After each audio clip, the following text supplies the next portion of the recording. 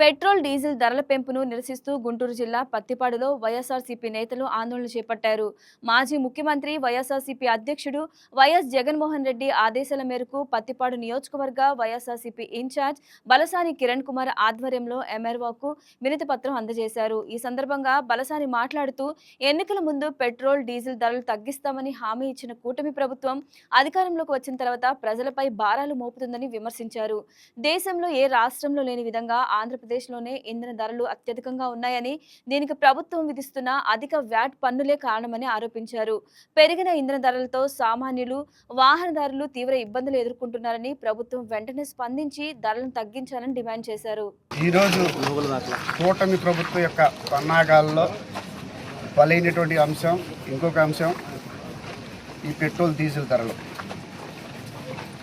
వీళ్ళు మేనిఫెస్టోలో, ఈ కూటమి ప్రభుత్వం మేనిఫెస్టోలో ఏం చెప్పిందంటే, మేము రాగానే ఏదైతే పెట్రోల్ ధర, డీజిల్ ధర పెరిగి ఉన్నాయో లోకల్ వ్యాట్ రూపాన ట్యాక్స్ పరంగా ఏదైతే ఉంటుందో ఆ ట్యాక్స్ రూపాయలు తగ్గించి ధరలు తగ్గిస్తామని, దానివల్ల మిగతా అన్ని ధరలు కూడా తగ్గుతాయి అని చెప్పి కళ్ళబొల్లి మాటలతో మేనిఫెస్టోలో పెట్టి, అది మేనిఫెస్టోలో కూడా పెట్టారు, మాటలు చెప్పడం కాకుండా మేనిఫెస్టోలో కూడా పెట్టి వాళ్ళు గద్దెనెక్కడం జరిగింది. మీరు ఈరోజు చూసుకున్నట్లయితే మిగతా రాష్ట్రాలతో పోల్చుకున్నట్లయితే మన రాష్ట్రంలోనే ఎక్కువ రేట్లు ఉన్నాయి. మీరు కావాలంటే అన్ని రాష్ట్రాలు మీరు చెక్ చేసుకోండి, అన్ని ప్రైసెస్ కూడా కంపారిటివ్లీ మిగతా స్టేట్స్తో చూసుకున్నట్లయితే నియర్లీ 3% హైక్ అయింది. 3% అనేది స్మాల్ అమౌంట్ కాదు, సగటు మానవుడికి స్మాల్ అమౌంట్ కాదు. అది మీకు చెప్తాను ఎలా అంటే, దగ్గర ఈరోజు మిగతా వాటితో పోల్చుకుంటే మన 3% హైక్ అయిన రేట్లు. పెట్రోల్ ధర దగ్గర 113 రూపాయలు ఉంది. అలాగే డీజిల్ ధర 101 రూపాయలు, 102 రూపాయల వరకు ఉంది. అంటే సగటున దగ్గర పెట్రోలు అండ్ డీజిల్ రూపాయన రోజుకి 10 కోట్ల రూపాయల భారం అనేది మా ప్రజల మీద పడుతుంది. 10 కోట్ల రూపాయల భారం, దగ్గర 10 కోట్ల రూపాయలు. ఈ 10 కోట్ల రూపాయలు ఇంటూ 30 రోజులు వేసుకున్నట్లయితే దగ్గర మనకి ఇయర్లీ ఎంత, ఒక 300 కోట్ల రూపాయల వరకు ఉంది. అలాగే మొత్తం మీద సంవత్సరం మొత్తం మీద చూసుకున్నట్లయితే ఒక పెట్రోల్ అవ్వచ్చు, పెట్రోల్ వచ్చి 180 కోట్లు, డీజిల్ 180 కోట్లు, పెట్రోల్ వచ్చేసి 1200 కోట్లు, డీజిల్ మీద వచ్చి 2190 కోట్ల రూపాయలు అనేది భారం అనేది పెరుగుతుంది. ఈ సంవత్సరం మొత్తం మీద 3000 కోట్ల పైచిలుకు రూపాయలు ప్రజల మీద భారం పడుతుంది. అంటే ఒక సంవత్సరంలోనే 3000 పైచిలుకు అయితే ఈ యొక్క కూటమి ప్రభుత్వం ఈరోజు ప్రైస్ ఇదే ఓకే. ఇదే 3000 కోట్లు అయితే రానున్న 3 సంవత్సరాల దగ్గర 10,000 కోట్ల రూపాయల భారం ప్రజల మీద పడబోతుంది. అది పక్కన పెడదాం.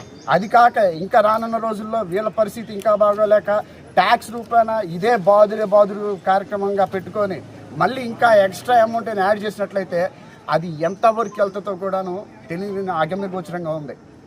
ఈ కూటమి ప్రభుత్వం చేసినటువంటి తప్పులు ఇదంతా గమనించుకోవాలి ప్రజలందరూ కూడా. ఆ రోజు చంద్రబాబు నాయుడు గారు కానీ కూటమి ప్రభుత్వం కానీ చెప్పింది ఏంటి, మేము గత ప్రభుత్వం అంటే వైఎస్ఆర్ కాంగ్రెస్ పార్టీ ప్రభుత్వంలో ఇలాగ పెట్రోల్ ధర పెరుగున్నాయి, మేము రాగానే ఈ యొక్క ఏదైతే రాష్ట్రానికి సంబంధించినటువంటి ట్యాక్స్ ఏదైతే ఉంటుందో ఆ ట్యాక్స్ని మేము తగ్గించి మీకు పెట్రోల్ ధరలు అందుబాటులోకి తీసుకొస్తాం, డీజిల్ ధరలు అందుబాటులోకి తీసుకొస్తాం, మిగతాన్ని కూడాను ధరలు కూడా తగ్గుతాయి, దానివల్ల అందరికీ బాగుంటాయి అని చెప్పేసి వచ్చిన వాళ్ళు ఈరోజు చంద్రబాబు నాయుడు గారు ఏమంటున్నారంటే, అంటే ఆయనకి కొంచెం కూడా మనస్సాక్షి అనిపించట్లా. మనస్సాక్షి అనేది లేకుండా పోయింది. ఏంటంటే వీళ్ళు ఏమన్నారు వచ్చిన తర్వాత, పెట్రోల్ ప్రపంచమంతా యాక్సెప్టెడ్, ప్రపంచమంతా పెట్రోల్ ధరలు పెరిగినాయి కాబట్టి మనం కూడాను పెట్రోల్ ధరలు కూడా కొంచెం ఇంధనం అనేది పొదుపుగా వాడాలి, వీలైనంత వరకు వర్క్ ఫ్రమ్ హోమ్ చేయండి, వీలైనంత వరకు ఎవరైతే ఎలక్ట్రికల్ కార్లు వాడండి, లేదంటే వారంలో ఒక రోజులు అసలు ఎవరు కూడా కార్లు వాడొద్దు, లేదంటే సైకిల్ మీద వెళ్ళండి అని చెప్తున్నాడు.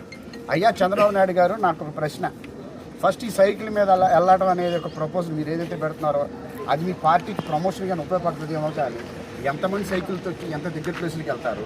అలాగే ఉన్న కార్లు తీసేసి ఎలక్ట్రికల్ కార్లు ఎవరు కొనుక్కోగలరో, ఎవరికి అంత స్థాయి ఉంది, స్తోమత ఉంది.